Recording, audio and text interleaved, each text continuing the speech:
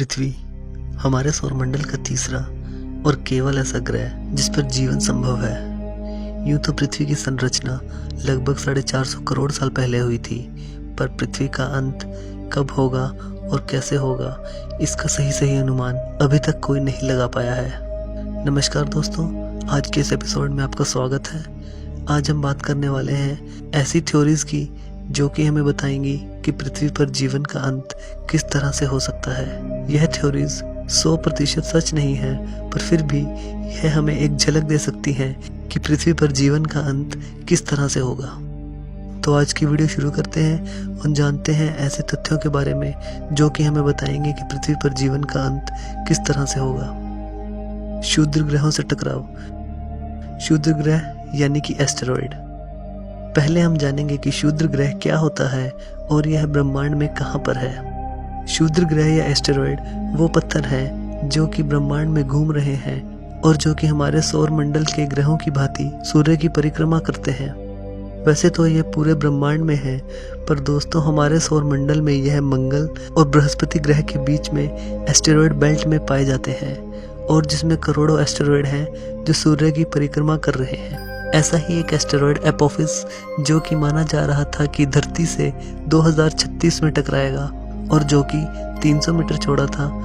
यूं तो इसका आकार काफी छोटा था, पर अगर यह पृथ्वी से टकराता तो इतनी ऊर्जा पैदा होती जो कि एटम बम से लगभग 1 लाख गुना ज्यादा होती और जो कि धरती पर जीवन को नष्ट करने के लिए काफी थी। पर हमारे वैज्ञानिकों का अनुमान उसके समय को लेकर गलत निकला और वो एस्टेरॉयड 2013 में पृथ्वी के पास से बिना टकराए निकल गया। और दोस्तों आपकी जानकारी के लिए बता दूं कि एक एस्टेरॉयड जिसका व्यास यानी डायमीटर 20 से 80 किलोमीटर का हो और वो धरती से टकराए तो वो धरती के पूरे जीवन को नष्ट कर सकता है।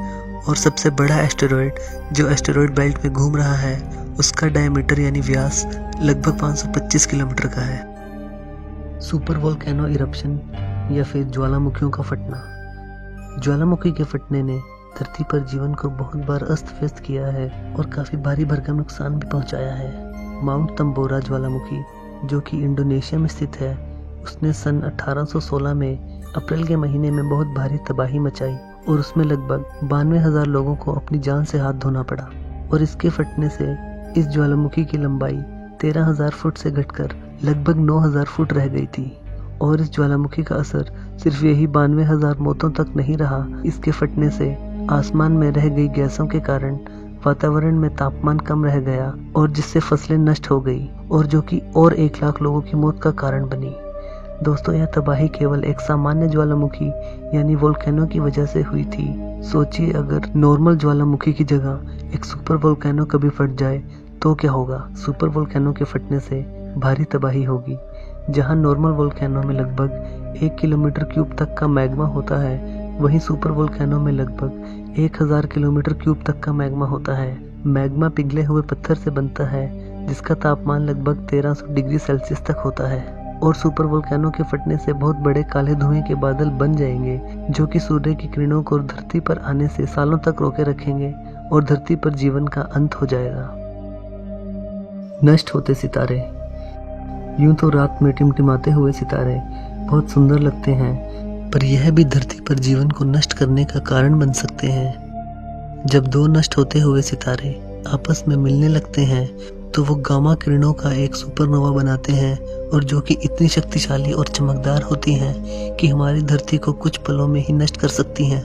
हमारी धरती ही नहीं, वो अपने दायरे में आने वाली हर चीज को चंद सेकंड में नष्ट कर देती है। वैसे ब्रह्मांड में यह प्रक्रिया होती रहती है, पर यह प्रक्रिया धरती से बहुत दूर होती है, इसलिए हमारी धरती और सौर मंडल पर उसका असर नहीं पड़ता।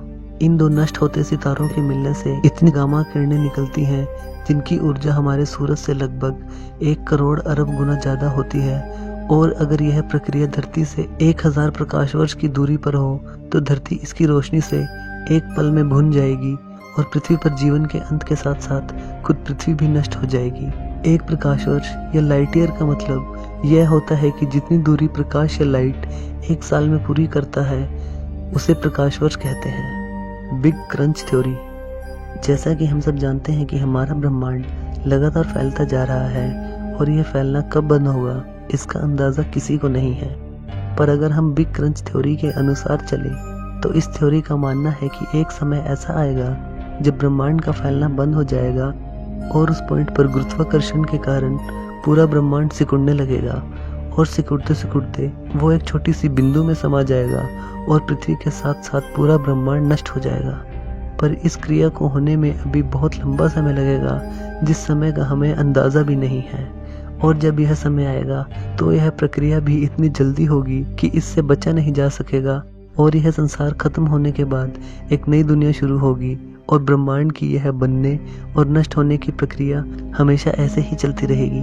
पर दोस्तों, इस थ्योरी के विपरीत एक और थ्योरी भी दी जाती है जिसे हीट डेथ के नाम से जाना जाता है। इस थ्योरी के अनुसार हमारा ब्रह्मांड कभी भी फैलना बंद नहीं होगा और यह इतना फैलता जाएगा कि सारे ग्रह, सितारे, सूर्य, आकाशगंगाएं एक दूसरे से बहुत दूर चले जाएंगे। और अगर ऐसा हुआ तो हमारी पृथ्वी पर जीवन संभव नहीं हो पाएगा, क्योंकि सितारों और सूरज के दूर जाने की वजह से हमारी पृथ्वी और हमें पर्याप्त गर्मी यानी ऊर्जा नहीं मिल पाएगी और जीवन का अंत हो जाएगा।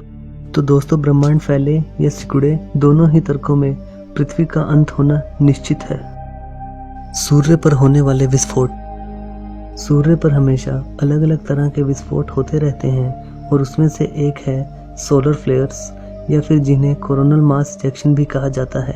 ये ऐसे चुंबकीय विस्फोट हैं जिनके कारण उपपरमाणिक कण या सब एटॉमिक पार्टिकल्स धरती पर पहुंच जाते हैं और जो कि हमारे कम्युनिकेशन सिस्टम को बंद कर सकते हैं और हमारे ग्रह की सारी बिजली और टेक्नोलॉजी को ठप कर सकते हैं। यह सारा काम इन विस्फोटों से निकले उपपरमाणिक कण या सब एटॉमिक पार्टिकल्स करते हैं, जो कि सूर्य से निकलकर पृथ्वी की तरफ लगभग 64 लाख किलोमीटर प्रति घंटे की रफ्तार से आते हैं।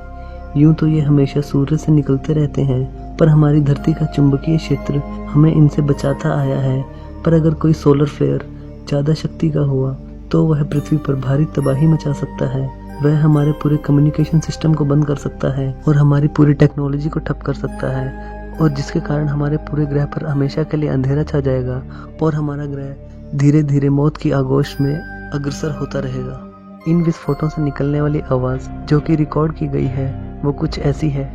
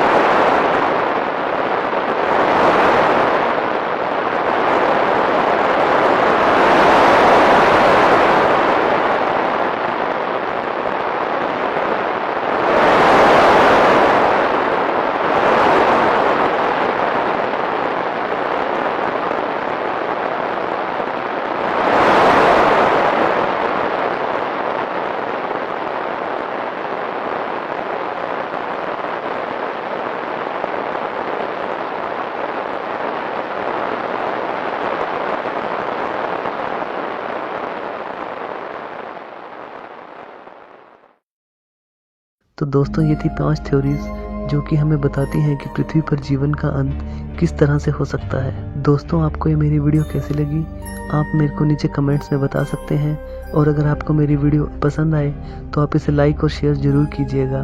अगली बार एक ऐसी ही रोचक वीडियो लेकर आऊँगा। तब तक के लिए धन्यवाद।